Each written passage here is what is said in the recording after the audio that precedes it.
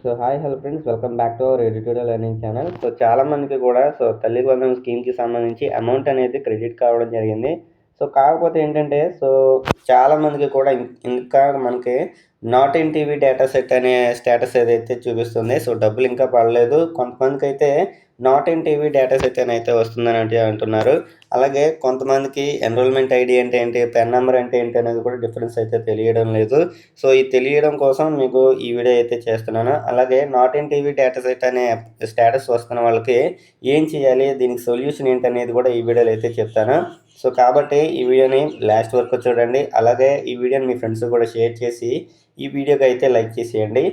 ఈ వీడియో అనేది మీ ఫ్రెండ్స్ కూడా షేర్ చేయండి. ఎందుకంటే ఇలా స్టేటస్ వస్తున్నప్పుడు వాళ్ళకు కూడా ఏం చేయాలనేది అయితే తెలుస్తుంది. కాబట్టి ఈ వీడియోని మీ ఫ్రెండ్స్ కూడా షేర్ చేయండి.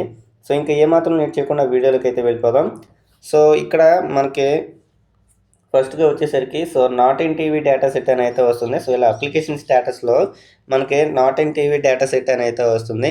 దీనికి గల కారణాలు వచ్చేసరికి మీ యొక్క అప్లికేషన్ అనేది వాళ్ళ డేటాబేస్‌లో అంటే తల్లికి వందనం స్కీమ్‌కి సంబంధించి డేటా సెట్ అనేది ఉంటుంది. దాంట్లో మీ యొక్క అప్లికేషన్ అనేది కనబడట్లేదని అర్థం అనమాట. దీనికి సంబంధించి మీరు సాల్వ్ చేసుకోవాలనుకుంటే ప్రాబ్లమ్‌ని మీరు డైరెక్ట్‌గా మీ యొక్క స్కూల్‌కి సంబంధించి హెచ్ఎం కానివ్వండి లేదా వైస్ హెచ్ఎం అని అయితే ఉంటారు. వాళ్ళ దగ్గరికి అయితే వెళ్ళండి. వాళ్ళ దగ్గరికి వెళ్ళిన తర్వాత మీరు ఇలా అప్లికేషన్ స్టేటస్ ఎలా చూపిస్తుంది అనేది, అంటే not in TV data set అని చూపిస్తుంది కదా, అలాగా దాన్ని స్క్రీన్ షాట్ తీసి వాళ్ళకైతే చూపించండి. ఈ విధంగా మనకి అప్లికేషన్ స్టేటస్ చూపిస్తుంది అని. అప్పుడు వాళ్ళైతే అర్థం చేసుకుంటారు. దానికి సంబంధించి ప్రాబ్లమ్ని అయితే వాళ్ళు సాల్వ్ చేస్తారనమాట. నెక్స్ట్ వచ్చేసరికి దీనికి సంబంధించి అసలు ఎన్రోల్మెంట్ ఐడి అంటే ఏంటి, పెన్ నెంబర్ అంటే ఏంటి అని అయితే చాలామంది అయితే అడుగుతున్నారు. దీనికి సంబంధించి ఇక్కడ మీరు చూసుకుంటే ఎన్రోల్మెంట్ ఐడిని మనం స్టూడెంట్ ఐడి అని అంటాం, లేదా చైల్డ్ ఐడి అని కూడా అంటాము.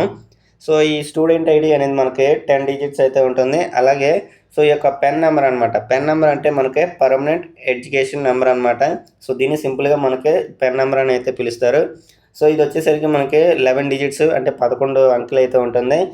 డిజిట్స్ మనకి స్టూడెంట్ ఐడి మాత్రం 10 డిజిట్లు మాత్రమే ఉంటుంది. నెక్స్ట్ వచ్చేసరికి ఇది మనకి ఎన్రోల్మెంట్ ఐడి వచ్చేసరికి సిఎస్ఈ పోర్టల్ అంటే సిఎస్ఈ వెబ్సైట్లో హెచ్ఎం లాగిన్ ద్వారా అయితే క్రియేట్ చేస్తారు. అలాగే ఈ యుడైస్ ప్లస్ అనే పోర్టల్లో మనకి ఈ పెన్ నెంబర్ అనేది క్రియేట్ చేస్తారనమాట హెచ్ఎం లాగిన్ ద్వారా. నెక్స్ట్ వచ్చేసరికి స్టూడెంట్స్ ఆధార్ నెంబర్తో అయితే ఇదైతే లింకప్ అయి ఉంటుంది ఎన్రోల్మెంట్ ఐడి అనేది.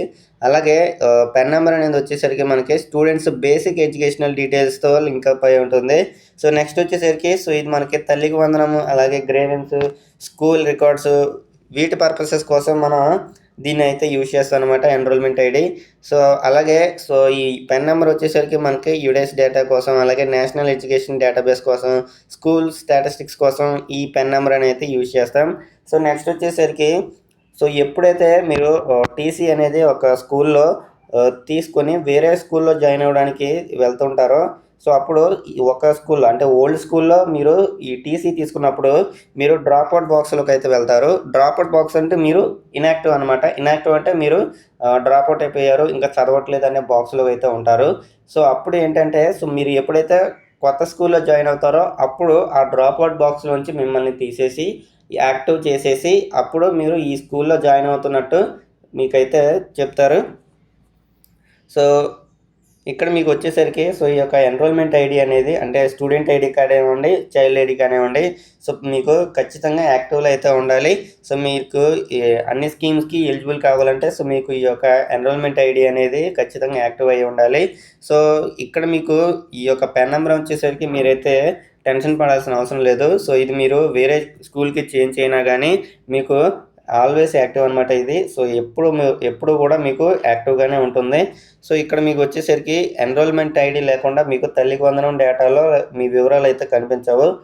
ఇక్కడ మీ వివరాలు కనిపించట్లేదంటే మీకు ఎన్రోల్మెంట్ ఐడి అనేది ఇన్యాక్టివ్గా ఉందని అర్థం. అంటే మీ యొక్క స్టూడెంట్ ఐడి కానివ్వండి, లేదా చైల్డ్ ఐడి కానివ్వండి, అది మీకు ఇన్యాక్టివ్గా ఉందని అర్థం.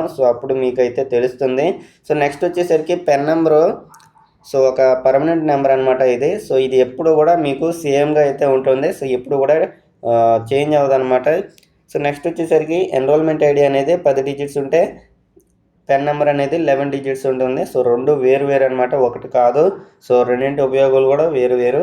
సో ఈ వీడియో మీకు అర్థమైంది అనుకుంటున్నాను. సో వీటి డిఫరెన్స్ అండ్ అలాగే ఈ ప్రాబ్లం వస్తే ఏం చేయాలి, not in TV data set అనేది వస్తే ఏం చేయాలనేది. సో ఈ వీడియో మీకు నచ్చినట్లయితే మన ఛానల్ని సబ్స్క్రైబ్ చేసుకొని బెల్ ఐకాన్ కూడా ఆన్ చేసుకుని పెట్టుకోండి. అలాగే ఈ వీడియోని మీ ఫ్రెండ్స్కి కూడా షేర్ చేసి ఈ వీడియోకి అయితే లైక్ చేసేయండి. Thanks for watching.